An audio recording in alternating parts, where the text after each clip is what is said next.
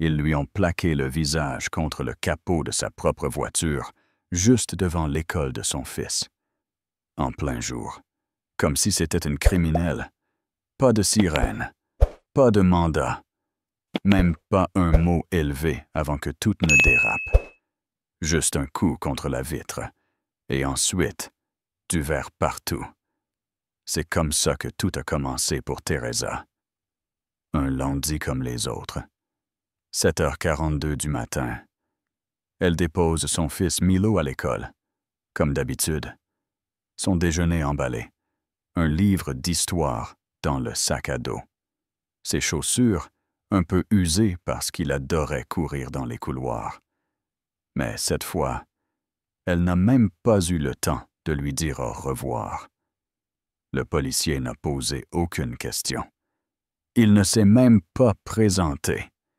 Il a juste lâché un papier du véhicule avec le même ton qu'on utiliserait pour dire au sol.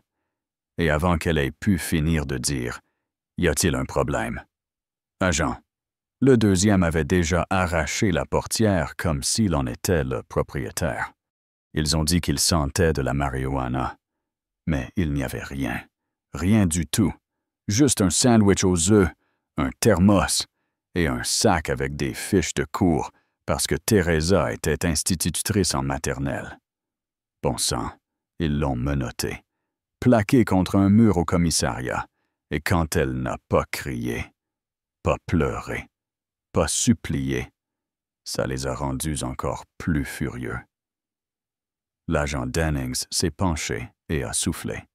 « Tu crois que t'es au-dessus de nous parce que ton dossier est propre. » Elle n'a rien répondu. Mais elle a passé un coup de fil. Un seul. Et c'est là que tout a changé. Son mari, Caleb, n'était ni avocat ni politicien. Il n'était pas connu. Mais il était ancien Navy SEAL Opération secrète, zone noire, autorisation invisible, le genre de mec qui sait faire du bruit sans laisser de traces. À midi, Caleb avait déjà infiltré le système de sécurité du commissariat avec un faux ordre de maintenance. À 14 heures, il avait récupéré 3 jours de vidéos supprimées. Et au coucher du soleil, un compte anonyme a tout publié brut, non coupé, horodaté sur Internet. Mais attendez, il y a un twist. Un jeune officier nommé Roman était là ce matin-là. Tout juste sorti de l'académie. Il a tout vu. Il n'a rien fait. Mais cette nuit-là, il a glissé une enveloppe sous la porte de la chambre de Caleb. Dedans, le rapport manuscrit original et une clé USB avec la vraie vidéo. Quand le monde a vu Milo. 6 ans, debout, sans pleurs, sans cris, juste là, regardant 2 adultes jeter sa mère au sol. Tout a explosé. Pétitions, manifs, démissions, l'agent Dennings suspendu, le chef de la police convoqué devant une commission d'éthique, et Teresa. Elle était retournée à cette école 3 semaines plus tard. Pas de caméra, pas de micro. Juste elle et Milo. Le directeur a essayé de la saluer.